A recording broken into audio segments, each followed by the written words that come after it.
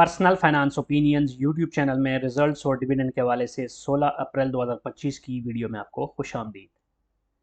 आज Pakistan stock market में कुछ कंपनीज़ की रिज़ल्ट अनाउंसमेंट के हवाले से बोर्ड मीटिंग्स थी और उसमें से एक बड़ी कंपनी ऐसी है बैंकिंग सेक्टर में से कि जिसने आज अपना रिज़ल्ट पहले क्वार्टर का अनाउंस किया और इस रिज़ल्ट के साथ एज़ पर एक्सपेक्टेशन जो डिविडेंड था वो भी अनाउंस किया। इस वीडियो में इस बैंक के हवाले से, उसके रिज़ल्ट के हवाले से, उसकी जो पास्ट हिस्टोरिकल परफॉर्मेंस है पिछले 5 सालों की अर्निंग्स के लिहाज से और डिविडेंड के लिहाज से, वो डिटेल सारी आपके साथ शेयर की जाएंगी। साथ साथ जो आज का डिविडेंड है उस हवाले से जितनी भी इंपॉर्टेंट डेट्स हैं वो भी आपके साथ डिस्कस की जाएंगी और इस कंपनी के शेयर की जो प्राइस मूवमेंट है उसका भी अहाता किया जाएगा। याद रहे कि इस वीडियो में या चैनल पर जितनी भी वीडियोस पब्लिश होती हैं इसमें कोई फाइनेंशियल एडवाइस या बाय और सेल कॉल नहीं होती, बल्कि सिर्फ एजुकेशनल और इन्फॉर्मेशन पर्पस के लिए आपके साथ ये कंटेंट रिसर्च करके शेयर किया जाता है। जिस बैंक ने आज अपने रिजल्ट्स का ऐलान किया, अगर उसकी बात की जाए तो कैपिटल के लिहाज से यानी मार्केट कैपिटल के लिहाज से पाकिस्तान का सबसे बड़ा बैंक है यूनाइटेड बैंक लिमिटेड यूबीएल, और ये बेस्ट वे ग्रुप जो है उसकी एक सब्सिडरी कंपनी है और एक बहुत ही स्ट्रॉन्ग बिजनेस प्रॉस्पेक्ट्स का हामिल बैंक है। और वक्तन फ़वक्तन जब इसके रिज़ल्ट्स आते हैं तो हम उसमें देखते हैं कि इसके जो बिज़नेस में ग्रोथ है वो वाज़े तौर पे नज़र आ रही है और अकॉर्डिंगली ये अपने शेयर होल्डर्स को भी डिविडेंड से नवाज रहा है। अब अगर हम इसके रिज़ल्ट्स की या डिविडेंड की बात करें तो आज जो इसने डिविडेंड अनाउंस किया है पहले क्वार्टर के रिज़ल्ट के साथ वो 110% यानी 11 रुपये है फी द फेस वैल्यू ऑफ 10। यहाँ पर एक और चीज़ मैं आपको बताता चलूँ कि आज के रिज़ल्ट में इन्होंने जहाँ डिविडेंड की अनाउंसमेंट की वहाँ पर इन्होंने जो अप्रूवल दिया है वो फेस वैल्यू को 5 रुपये करने के हवाले से भी है। तो अभी चूँकि फेस वैल्यू 10 रुपये है तो अकॉर्डिंगली जो डिविडेंड की कैलकुलेशन है वो होती है, तो जब फेस वैल्यू 5 रुपये होगी तो शेयर स्प्लिट होगा और उसके बाद जब भी डिविडेंड अनाउंस होगा फ्यूचर में तो आपको ये जहन में रखना होगा कि फेस वैल्यू ऑफ 5 के साथ आपने कैलकुलेशन करनी है। अगर अर्निंग्स की बात की जाए तो पहले क्वार्टर में इसकी जो अनकंसोलिडेटेड ईपीएस रही है वो बहुत ही शानदार रही है, 28 रुपये 92 पैसे। पिछले साल का जो पहला क्वार्टर था उसमें थी 12 रुपये 73 पैसे। तो वाज़े तौर पे आप देख सकते हैं कि डबल से भी ज़्यादा हो गई है इसकी ईपीएस पहले क्वार्टर की फॉर दिस फाइनेंशियल ईयर। अब ये चूँकि पहला रिजल्ट था इस फाइनेंशियल ईयर का, इसलिए कोई भी जो इंटरिम डिविडेंड है वो या प्रीवियस डिविडेंड है वो एप्लीकेबल नहीं है, क्योंकि टिपिकली तो यही है कि ये हर क्वार्टर के साथ रिजल्ट के साथ डिविडेंड दे रही होती है। लेकिन अब चूँकि पहले क्वार्टर का रिजल्ट था तो अब अगला क्वार्टर का रिजल्ट जब आएगा तो तभी जो इसकी ये कंटिन्यूटी है वो बरकरार रखने की उम्मीद की जा सकती है। इंटरेस्टिंगली एक लंबे अरसे से जो 11 का डिजिट है उसी को ये फॉलो करता हुआ आ रहा है और 11 रुपये का डिविडेंड पिछले साल के जैसे हम बात करें तो 44 रुपये का डिविडेंड जिसके बारे में आगे चल के हम बात करेंगे वो भी 11-11 रुपये पर क्वार्टर के हिसाब से इस बैंक ने दिया था। अब अगर बुक क्लोजर डेट की बात करें तो 30 अप्रैल 2025 इसकी बुक क्लोजर डेट है फॉर दिस डिविडेंड अनाउंसमेंट, और एक्स डेट इसकी बनती है 28 और स्पॉट डेट बनती है 25 अप्रैल 2025। यानी 25 अप्रैल या उससे पहले अगर आप इस कंपनी के शेयर्स को लेते हैं और उनको एक्स डे तक होल्ड रखते हैं तो in that case you will be eligible for this dividend of ₹11 पर शेयर। आज के दिन जो क्लोजिंग हुई है इसके शेयर की वो पॉजिटिव हुई है और 479 रुपये 18 पैसे भी हुई है। आगे चल के हम देखेंगे ग्राफ भी, ये अलग बात है कि ओवरऑल जितनी ज़्यादा पॉजिटिविटी आज के दिन देखी गई थी उसके बाद कुछ सेलिंग प्रेशर भी आया और शेयर की प्राइस उतनी ज़्यादा ऊपर क्लोज नहीं हुई जितना ही आज गया था।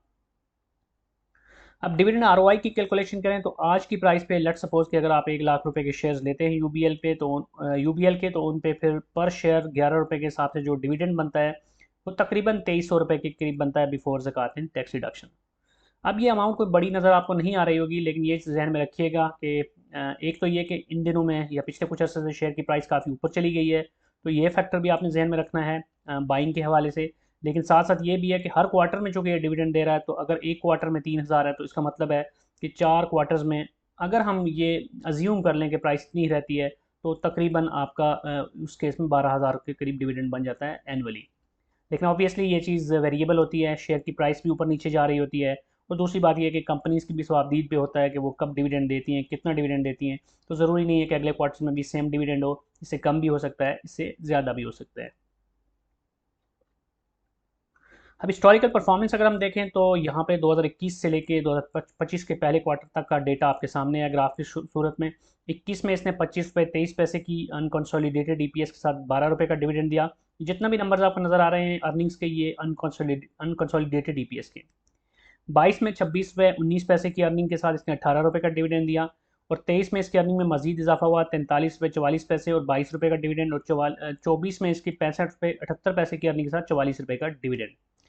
अब इंटरेस्टिंग चीज़ और जो सबसे ज़्यादा मुतासर कुन चीज़ किसी भी कंपनी की मुझे लग रही होती है वो ये है कि अगर उसकी अर्निंग्स कंटिन्यूसली और एक्सपोनेंशियली ग्रो हो रही हैं और साथ साथ उसका डिविडेंड भी ग्रो हो रहा है, तो ये एक आइडियल सिनेरियो होता है। तो ये आपको यहाँ पर नज़र आ रहा होगा कि इसकी अर्निंग्स भी हर साल पिछले साल के मुकाबले में बढ़ रही हैं और साथ साथ इसका डिविडेंड भी कोरस्पॉन्डिंगली बढ़ रहा है। अब 25 की बात करें तो पहले ही क्वार्टर में 28 रुपये 92 पैसे की अर्निंग हो गई है और 11 रुपये का डिविडेंड। तो यूँ लगता है कि जो एक इसका ट्रेंड चल रहा है पिछले कई सालों से मुसलसल अर्निंग में इजाफे का, तो वो भी होपफुली बरकरार रहेगा। आल्दो कि ये कहना भी बहुत प्रीमेच्योर है क्योंकि 3 क्वार्टर्स का रिजल्ट आना बाकी है।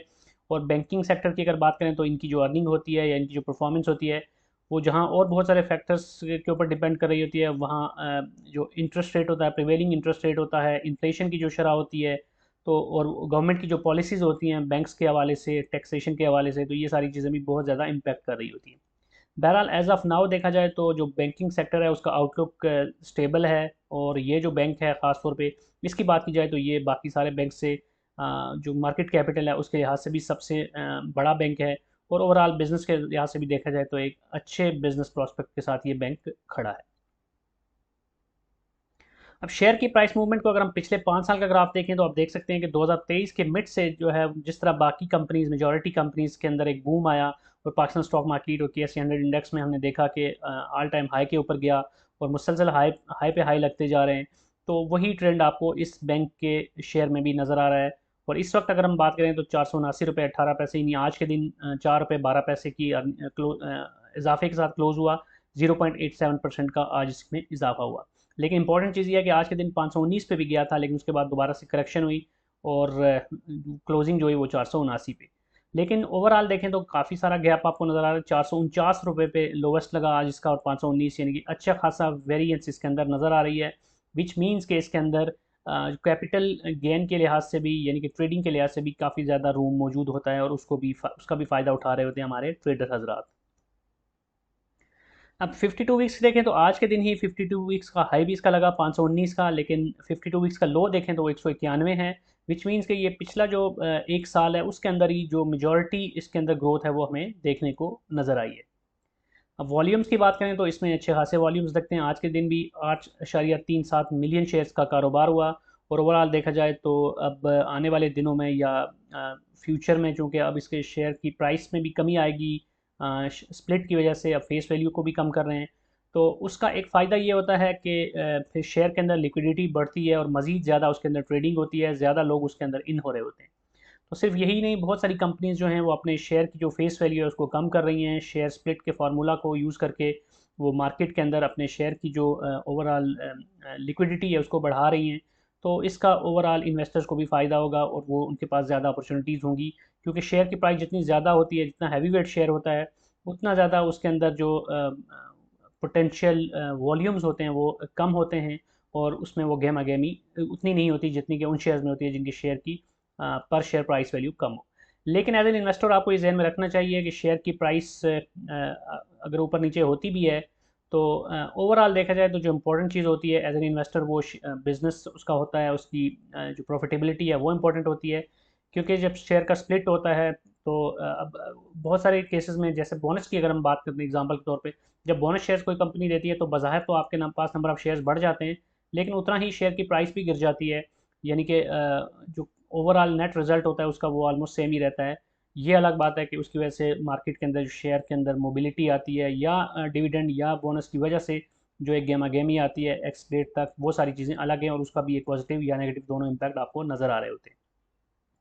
तो इन सारी चीज़ों को जहन में रखिएगा, और किसी भी कंपनी में इन्वेस्ट करने से पहले सिर्फ डिविडेंड को नहीं बल्कि उसकी बाकी सारी जो फंडामेंटल्स हैं, टेक्निकल्स हैं, और उस कंपनी का जो कोर बिजनेस है, उसके जो कंपेटिटर्स का बिजनेस है, उस पर्टिकुलर सेक्टर का बिजनेस है, और जो micro and macro economic indicators हैं मुल्क के, इन सारी चीज़ों को जहन में रख के और अपनी रिस्क एपिटाइट के मुताबिक ही फैसला कीजिएगा।